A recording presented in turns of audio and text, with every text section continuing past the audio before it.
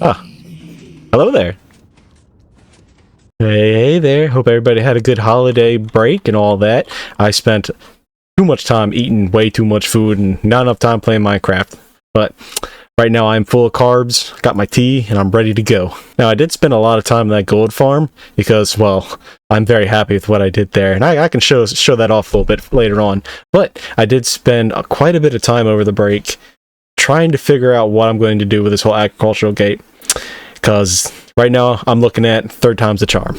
And if I don't get it now, I am going to go do something else, because I'm spending too much time here with no progress whatsoever. And what I did was I ripped it all out again.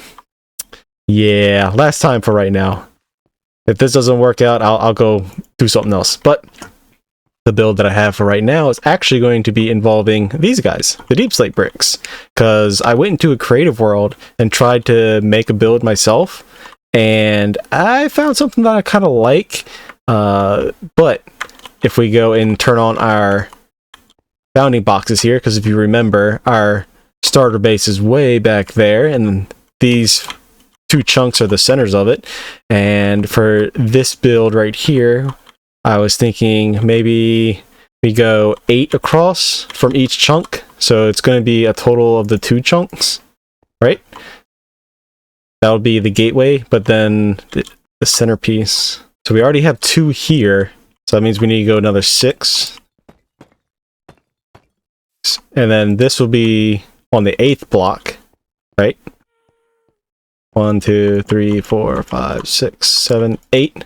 This will be an archway. And then we can go another 2, 3, 4, 7, 8. And that's the end of this chunk. And then this archway. So there's going to be a giant archway. And what I want to do to incorporate all the plants and everything, since it's going to the agricultural district, is having it nice and open. And honestly, from there, we're actually going to go in a diagonal direction, which is going to be relatively large on how big it is. I may have to actually end up pushing that mountain back a little bit, but as we did in the last episode, we got ourselves some beacons, so yeah, digging's not that hard. Digging's not the hard part. And I think that this actually ends up going to another, like here, and then we go straight again. So obviously, as you can see, it's going to be a relatively large build, a multi-chunk build. You know, it's going to be sitting into a 4x4. So let me go ahead and place out the pattern here, and I'll get right back with you. Uh-oh. Aw, man, I really am going to have to rip more of this mountain out. And of course, as when I need to get more materials, these guys are standing here at my iron farm.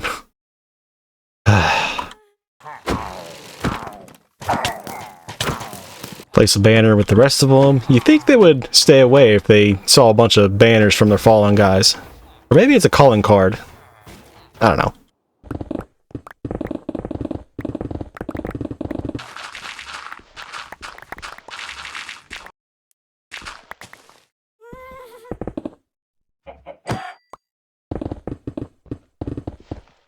Okay, not too bad. I actually ended up having to push that mountain back a single chunk there. And yeah, this is about the size it's going to be. As you can see right here, this is where the width of the arch is going to be. I'm going to have it somewhat, I'm going to have it relatively open. So it's like nice and airy, kind of like a giant greenhouse. Yeah, we'll go with that, giant greenhouse. And this is the road right here. If I just, you know, give it a little bit here just for a little bit of symbolism. This is the width that the road is going to be, that's going to go towards the center, like the main road, and it's going to come in, and then the inside is going to go down, and on one side it's going to be the crimson from the nether, the crimson, and the other side is going to be the warped, so you have like a yin and yang kind of aspect going on. And I think I'm going to also have shelves for each of the different types of, like, not really biomes, but for the different plants and whatnot. That goes all the way around. And then in the center here, I'm going to have a kind of a floating island of end stone. It's going to have the chorus fruit, which I still need to go to the end islands and get, because, well, yeah, I'm still rocking that gold chest piece. And Yeah, I think that's going to be pretty good. Maybe I can... Well, obviously I need to rip that down. Don't pay that any mind. That was a fever dream. Use those crystals into the endstone island here, so that way it looks like it's floating, like it's being lifted up by like the magic of it, to keep in theme with what I want to plan on doing here. Yeah, not too bad. I need to sleep. Hold on. Now, one thing I think I'm going to end up doing here is actually extending all of these walls up about maybe 15 20 blocks, and then on the outside I'm going to have a circle, like an actual circle, not like this shape. It's going to go around and it's going to dome, and it's probably, I think I'm probably going to use white glass for it. I don't know. We'll solve that issue when I get there. But one thing I want to have the sides going up here is actually using this right here, the pale oak. You know, because this type of texture and coloring goes very well with the deep slate bricks. And as you can see here, I've mixed in quite a bit of the different deep slate bricks. We have the cracked deep slate, which you just get from the regular deep slate and then cooking it into a furnace, the walls, and the stairs. And I think spamming that together looks pretty nice. I like it. I like it. Now, one more building aspect that I want to do with this build is actually end up having 2 spires. Since there's 4 different sides, we can do a spire here, spire there, spire in that corner, spire in that corner, and they're going to go up a little bit, right? And for each of these spires, I can actually build a custom tree. I was thinking, like if we put a spire somewhere like over here, so we have like, I don't know, 4 or 5 blocks width to actually walk here, and then have like, hold on, let me grab a little more blocks, you know, just as a little visual representation, like it goes up, right? And it's going to be maybe a little bigger than that. And then I can do a custom tree of each of the different saplings, because I think there's in total there's 8 saplings. So for 4 sides you have 2, 4, 6, and then 8. So a total of 8 different saplings. I think that will pretty tie in what this building is actually going to be. So let me go ahead and get these sides put up and show you that result.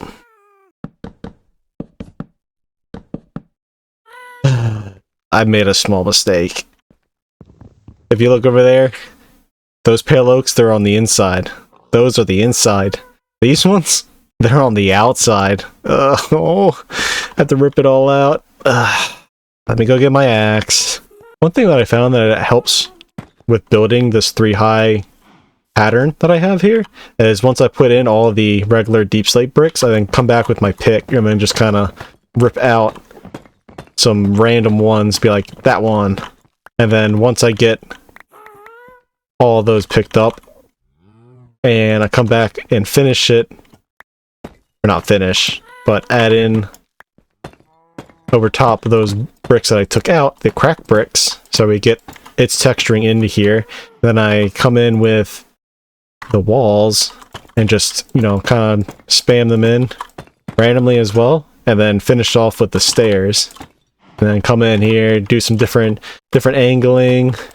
Obviously, you don't want them all over the place. You don't want too much of a repeating pattern. And one more right there.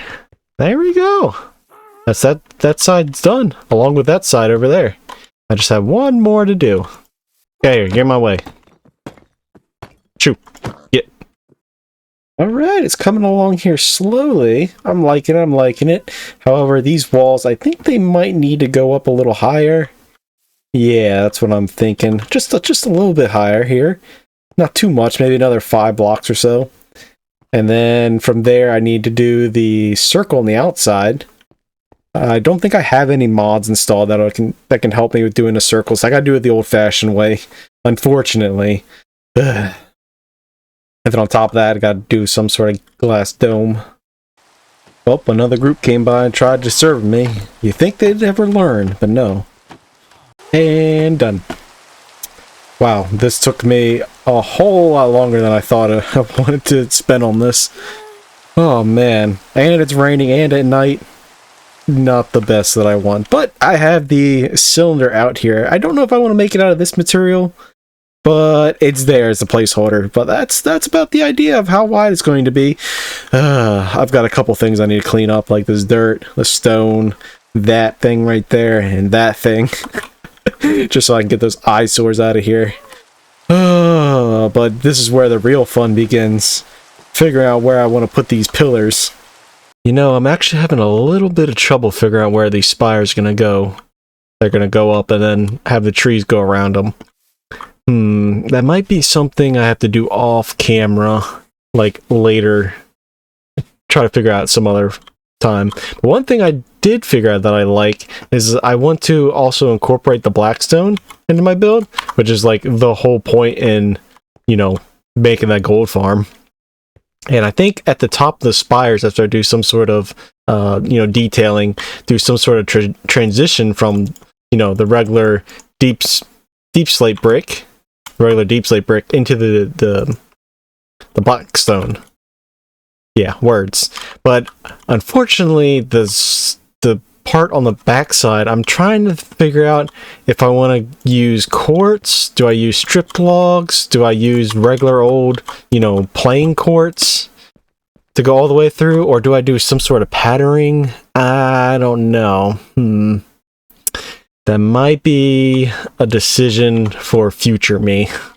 And then maybe keep the same stone on the bottom, do another layer on top so it kind of looks like an ice cream sandwich. I can honestly go for an ice cream sandwich right now. Nope, it's New Year. I need to get in shape. Nope. No ice cream sandwiches. But that was actually quite a bit of progress for right now. I am going to come back to this in this episode. Don't you worry. But speaking of progress, one thing I definitely want to do, and breaking off from this mind-numbing building a bit, and then go have a little bit of fun, and that is to go get my elytra, because I don't want to wear this gold chest plate anymore. And I only need to wear it when I'm in the nether. And this is one of the reasons why I want to go get an elytra. As much as I love these guys, they are quite annoying when you actually need them. Because I need some iron to make a minecart, while my iron is up there by the iron farm. And this guy doesn't want to come down. Okay, there you go. Finally, you see me. Okay, here we are, back at the end. And I made myself a little bit of a platform here, you know, just to get up here. And as you can see, still only beating the dragon once. I need to get my button gear and beat it a bunch more times. But I think for right now, I got some blocks in my hotbar, just in case we spawn on an island. Alright, let's get to it. Let's see what we get. Remote getaway.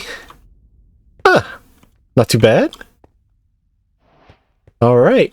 Now, and there's an end city right there. Oh, please tell me it has a boat. Please tell me it has a boat. I don't want to travel too far for my elytra. It looks like it's a tiny one. Unfortunate. That is really unfortunate. Here, let's use a little bit of cheaty cam real quick, since that flies faster. Yep, unfortunately, looks like no boat. That's okay. That just makes that way I can take the shulkers from there and load them over to here and get them to the overworld so I can make myself a shulker farm. However, one thing I do want to do here is when we're traversing through here, I'm actually going to use one of these guys. Yep. So, I'll be right back. Look at him. He's so happy now. Oh, any second now he'll come out. And then I can have a ride. Whew. So happy. Well, apparently I wasn't recording when he hatched and all that, but here we are. We got ourselves a little gas buddy, and we are going to be flying across the void, which is a lot better than bridging, because I would not want to accidentally fall into the void and then have to re-enchant all my gear again. I already got killed by piglins twice and had to do that, so alright. I'll be back when I find another city. Hopefully it has elytra. Oh. What does my eye spy? Oh, finally got one. Oh man, I've been flying for about 20 minutes or so. Thank goodness one showed up. Please let there be a boat. Come on, spawn in a boat. Oh my goodness. It's another one without a boat. Oh, that's a little painful. I guess I'm gonna keep on flying then. Since doesn't even look like there's a treasure room. There's no point even me stopping. I guess I could get the end rods. Nah. Alright, I guess I'll keep flying in a somewhat straight path till I find one with a boat. Oh, I think we got ourselves a big one here. Oh man, that one's really tall. What the heck? The other two that I saw are just absolute babies. I definitely do believe you should be able to splash these things with a speed potion and go at least a little bit faster. One shell again. Looting is a myth. You got some iron leggings. We can leave that stuff. Ooh, diamond. Iron helmet could stay. And, of course, creme de la creme. Woo! We got our wings. Let's go! Yeah!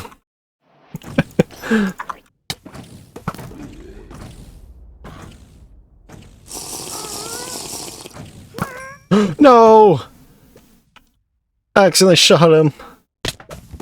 I'm so sorry. I didn't mean it. Oh, I feel so bad now.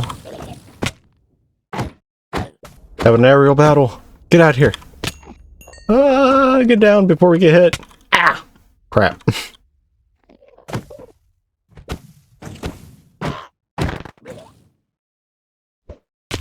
Whew. Almost died.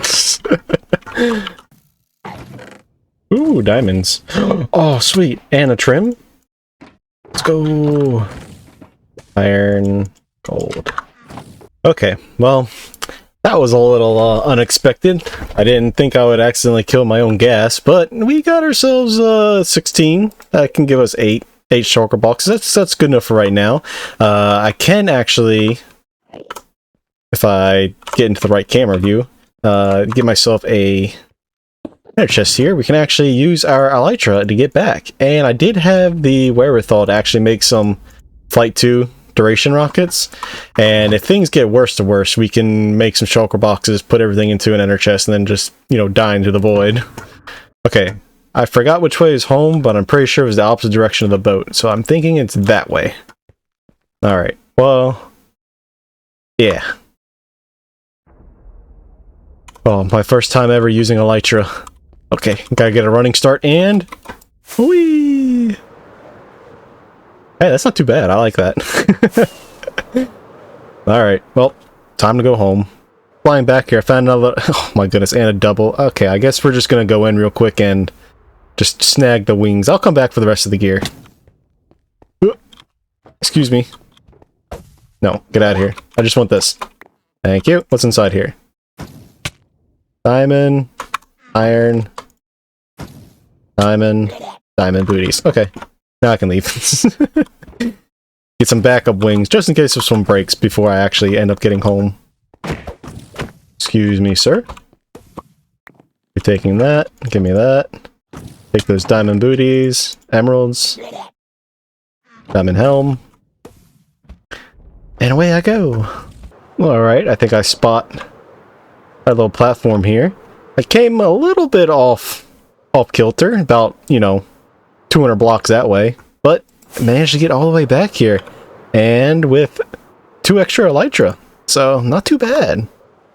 I'll go ahead and put mending and unbreaking on these, so that way I don't have the anxiety of flying through the void, because my goodness, is that something that's absolutely scary. Like, am I going the right way? Am I just gonna fall and die now? Very scary. Well, that was the break I needed. That was actually pretty fun. A little sad that I accidentally killed that gas, but easy come, easy go. We got a farm set up to make more of those, but we did end up getting ourselves another ender chest. Not that these aren't like super easy to make now. 2 shulker boxes plus some extra shells to make some more. I gotta build a farm. I think that's what I'm going to do in the next episode. It's going to be farms, and more farms. Because there's some things I need, like glass, and I don't have the money or villagers set up for that, and I need to get that in order. But that is the overall haul here. You know, a couple extra elytra. I need to put unbreaking and mending on these, and just some basic gear, some trash enchantments that I'll probably grindstone off. I don't think you can grindstone Curse of Binding and Vanishing though, right?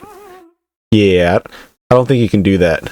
But I've only got a few hours before this episode is actually supposed to come out, and there's a few more things I want to do before that happens, and it's time to do some mining.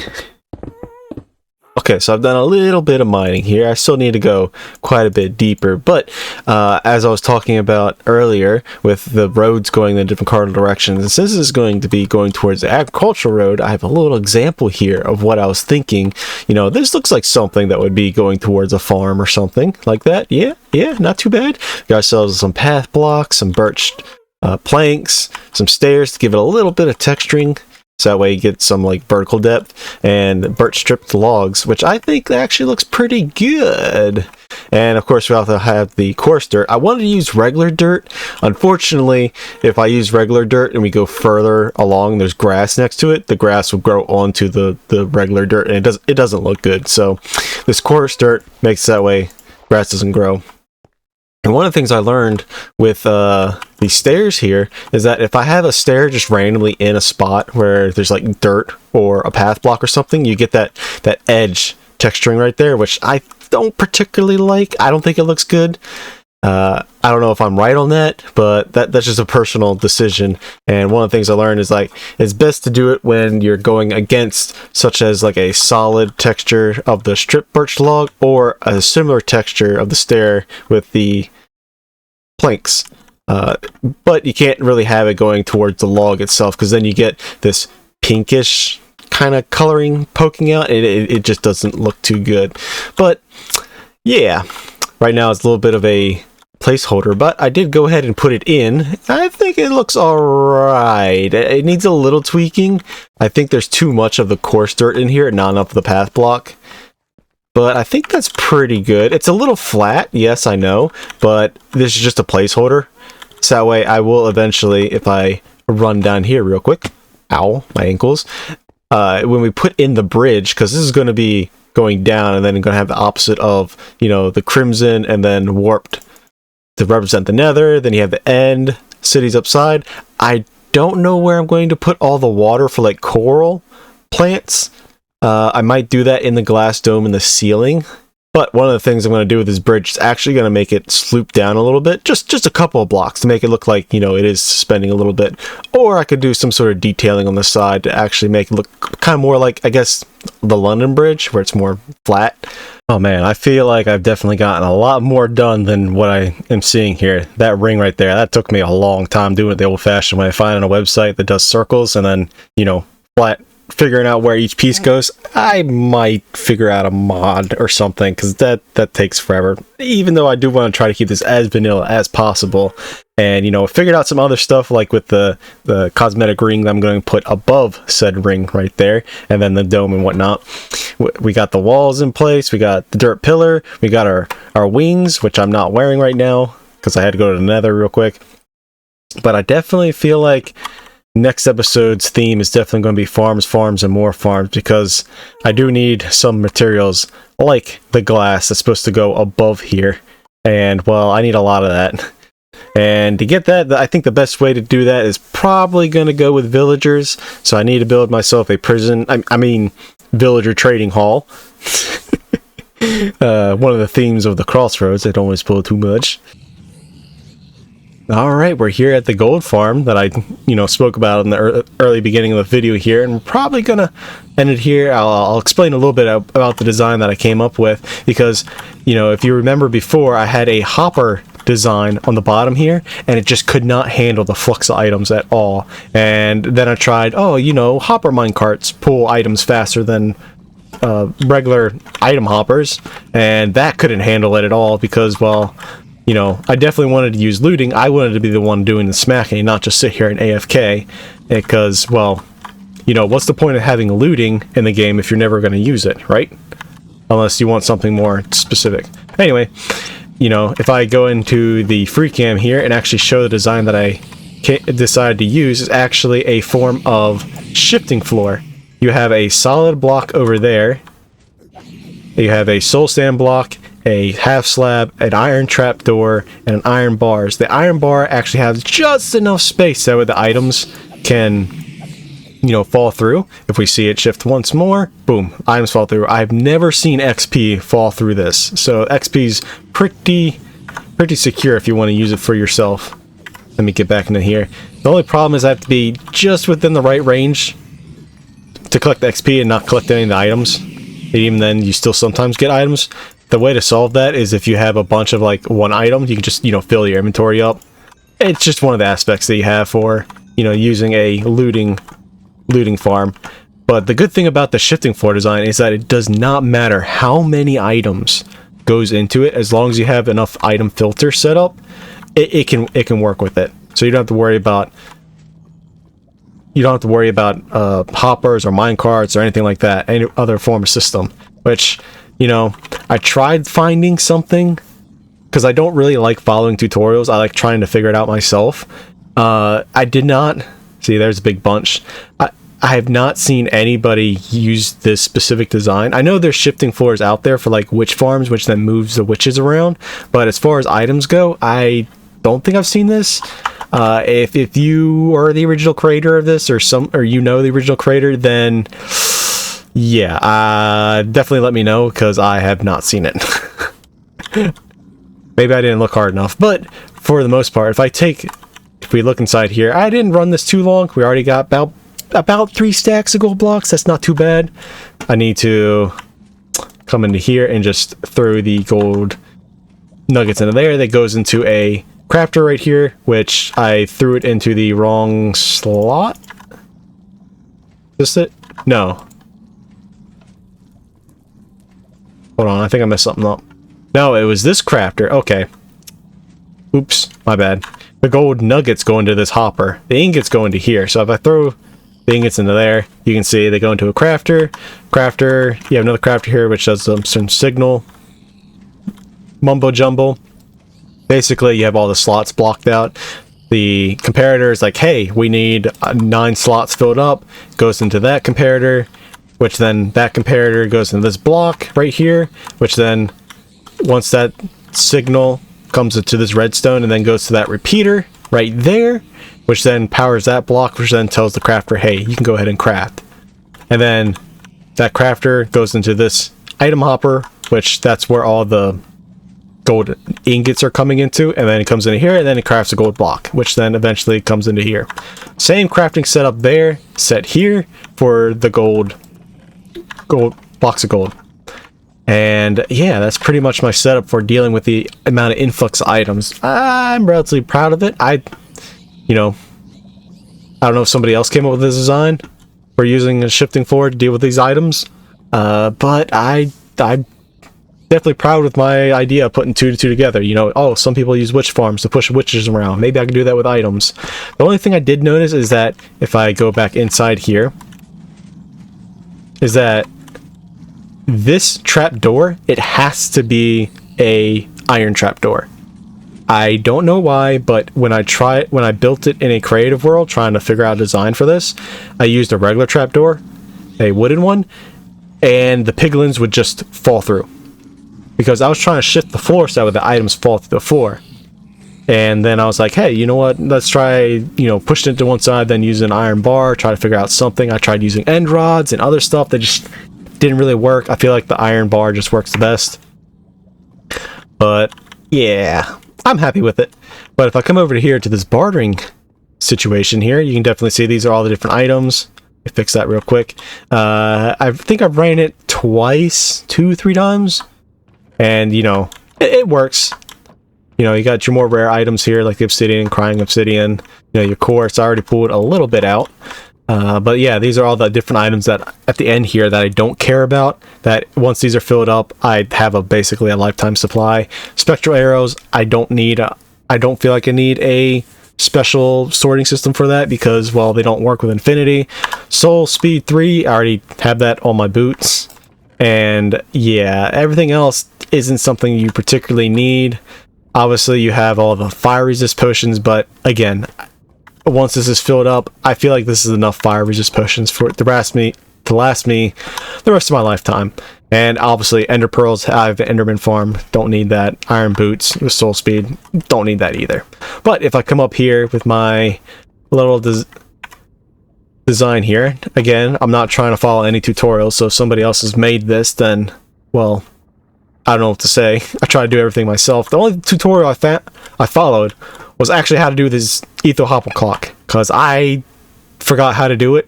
I was like, this is driving me mad. I couldn't figure out how the comparators and the redstone, you know, all works. But basically, items go into the hopper, they feed into each other.